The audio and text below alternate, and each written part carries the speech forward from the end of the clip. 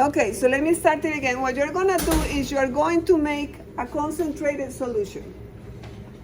You can make a lemonade or coffee if you want, and then add the sugar to it, whatever amount of sugar you want, or just water and sugar. And you measure the amount of sugar because 1 teaspoon is 4 grams. So now you know the mass of the sugar you've added. You have the mass of the sugar. You have the mass of the sugar, so you can calculate the moles by using the molar mass, right? And you have the volume of the solution. Did you make 250 milliliters? How many milliliters you made, right? So you have the volume of the entire solution, the sugar plus the water. You have your volume. You plug that in here, you find the molarity of your concentrated solution, right? That's it. That's the first part. The second part, if you have dye, it's nice to put dye, which is what I did here. I put my sugar, I put my water, and then I put red dye just so that you could see this is concentrated. Then I'm going to do my formula, my boom boom formula. Volume of the concentrate times the molarity of the concentrate is gonna be equal to the volume of the dilute times the molarity of the dilute. The molarity of the concentrate, let's say it was, when you calculated your molarity, is 0.5 moles, 0.5 molar. Assume that's what you calculated. The volume of the dilute you choose. How many milliliters? In this case, we made 35. You choose however many milliliters you want to make of your dilution, right? So in this case, we say 35 milliliters is what I want. The molarity of the dilute, how much do you want to dilute it to, Anna Kate? It has to be less than 0.5. How much do you want to dilute it to? We're going to dilute it to 0.2 molar. So we're going to make 35 milliliters of a 0.2 molar solution, right? That's what we're making. In order to make that, I need to know how much to take out of my concentrate. So I need to find that. I need to find out how much to take out from there.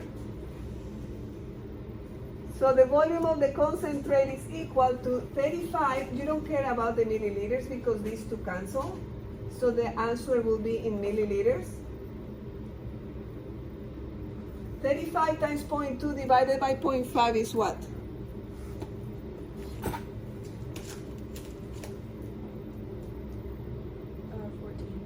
14. So I need 14 milliliters out of the concentrate that you made.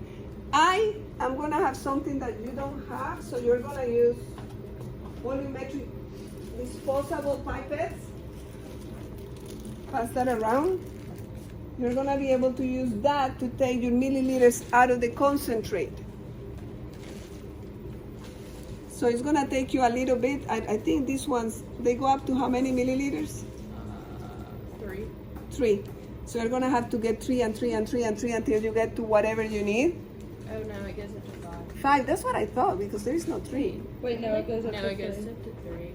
There's a little tiny 5 right there, but that's no way that's 2 milliliters. I can see. So I'm not even going to try. So you need to use, you can just use 2 milliliters, right? You are going to choose how much. You can reverse engineer your problem. But you're going to have to take the volume out of the concentrate. I'm going to use a pipetter. Pipette? This is a pipetter. The pipette is this. The pipette here is the pump, right? And I'm going to remove some from here. And then I'm going to put it here. Let's assume that's what I needed. Wait, can we just use like a medicine thing? A dropper, but you won't be able to know how many milliliters. What if it has medicine? Oh, if it has it, then you can use that. Anything that you can measure the milliliters. It's basically that, but like for what babies take their medicine with. So if it has the milliliters, you can use that. And then you take out, okay, so I had to take 14 milliliters. This is less. So you take your 14 milliliters. and then you fill it up to 35 with water. You're gonna use regular water, and you finish filling it up until you get to the volume that you desire. Where'd you get 35 from? You choose. You choose the volume that you wanna make, and you choose the molarity that you wanna make. And you can choose it based on what's easier for you to do. So you can reverse engineer it. You can start with the volume and then figure out what you want, or however you wanna do it. So you're gonna choose this and that. I think I gave you some in there, but I didn't do this, so it may not be the easiest thing to do. Just use tap water. We don't have to use distilled. No, not distilled water, just tap water. And you're gonna make your dilution. If you wanna take dye, I'll give you dye so that you can see that it was a dilution. Or if you have dye at home, it just makes it easier to see, because you can see concentration. Huh? You don't have to use dye. You could use coffee and you'll be able to see it, or you don't have to use anything. I just have to trust that you diluted it, because I won't be able to see a thing. This is a homogeneous solution that is clear. Where you use sugar or you use salt, they're both clear. Well, unless you use, if you use kosher salt, it's clear. If you don't use kosher salt, it's a little cloudy, because they put the anti-caking agent in it. And that is the other one. So I'm showing you how sugar is so much more soluble than salt is. That's basically what that's doing. Oh, and then you have to make a saturated solution. Don't do sugar, do salt, because sugar takes forever. And that's it. Now this one is because I just found this wonderful sketch.